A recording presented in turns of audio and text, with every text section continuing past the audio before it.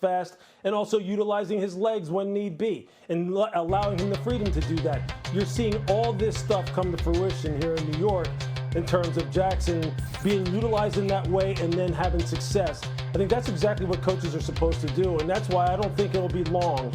And this isn't to be disrespectful to Russell, but I don't think it'll be long before Jaxson winds up playing for this football team this year, because he really does seem to be on a real sweet learning curve right now and on his way to being QB1. It'll be interesting to see how they use them. Look, we don't get Lewis a lot on this show, so we're going to make him stick around for another segment. He wants to talk rookies.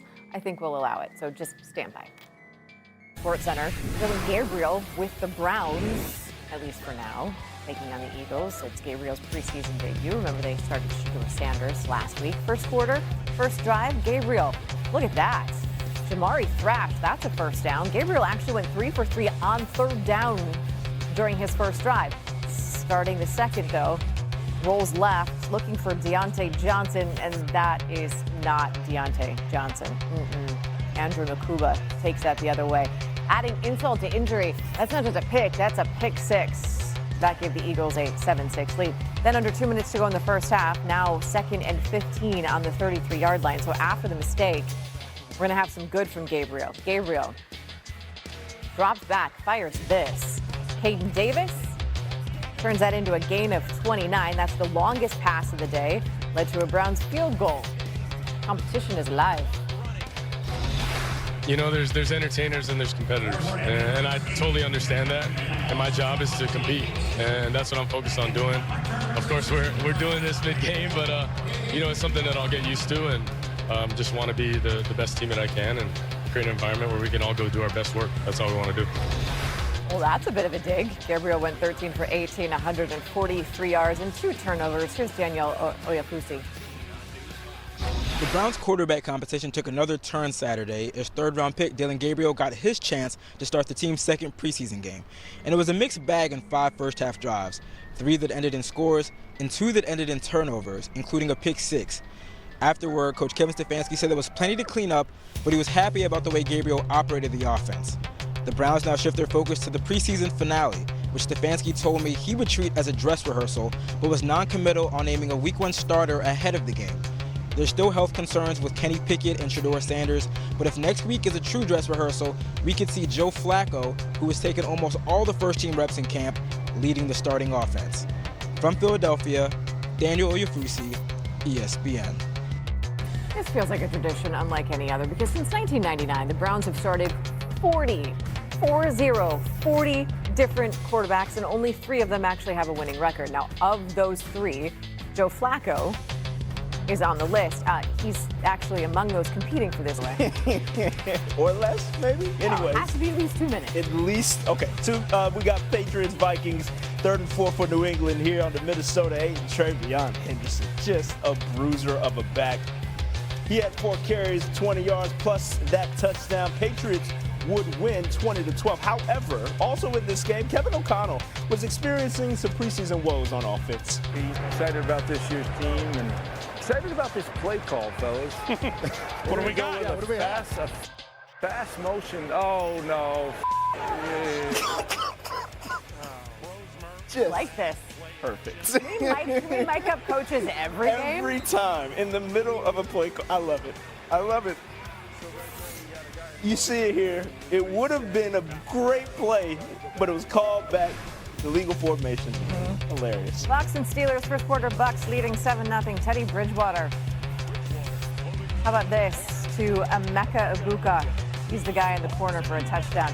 We call this efficient. 1 reception, 5 yards, 1 score. And the Bucs would win 17-14. I think the real highlight of the day, though, came from this next guy. Yeah, Ashton Genty, an absolute monster, obviously from his Boise State days, but early first quarter here. Gets the pass out of the backfield and go to work, young man. Just absorbing contact. It's fine, but he would be a bit of pain and head to the medical tent. Later in the first game, tied at 3, he's back in, and he's back to work. The shoulder seems fine. 13-yard gain, keeping the drive alive for Vegas. The social media angle is always pristine. That download just reminds you of just how fast these cats are moving. Early second quarter, same score. Raiders at the 1. Genty hits pay dirt. 33 yards on the day. First touchdown of the preseason to go along with it. Niners would win. Louis Riddick is back. Look, we had a full Saturday of preseason action after it's all said and done, so where we are now. Who stood out to you the most today? Yeah, I think, Nicole, starting off with Ashton Genty out there in Las Vegas, you're starting to see a guy who really does fit into the culture of what they're looking for out there and what Pete Carroll wants, what offensive coordinator Chip Kelly wants, because he's just so physical, and you just see the runs. You just see how he's able to lower his pads on contact, get up to top speed, finish his runs with physicality. That's exactly what they're looking for out there in Las Vegas. And when you combine him with Geno Smith and his ability to really lead from the quarterback position and put the ball up in the air, I think the Vegas Raiders are going to be a formidable physical offense. And then keeping with that same theme with running backs, you move to New England. Travion Henderson, the second-round pick out of Ohio State, for 2 weeks running now has just been absolutely fantastic as far as his ability to produce this explosive play after explosive play. You saw it here again today. I mean, here you see the speed to be able to get to the second level with quickness. And here behind the line of scrimmage, the jump cut ability, the ability to accelerate quickly, make defenders miss on the second level, finish with physicality. And last week you saw him take a kickoff return to the house, 90-plus yards. These are the kind of things that every team is looking for. I talked about it all offseason when you're talking about running backs, guys who can produce explosive plays and change the game around. These are two dudes that can do that. I just go back to Ashton Genty and the fundamental issue I have with the fact that he showed up to the draft in Crocs. He wore Crocs, Louis. Louis Riddick would never be caught dead in Crocs. So not over that. Look, there are a few things left to figure out in Bears camp, like their starting left tackle. However, their starting quarterback is pretty set in stone. And we will see him tomorrow. Caleb Williams is expected to make his preseason debut against the Bills. It is year 2 in Chicago for Williams, and he is already on his 3rd head coach. For more, here's Courtney Cronin.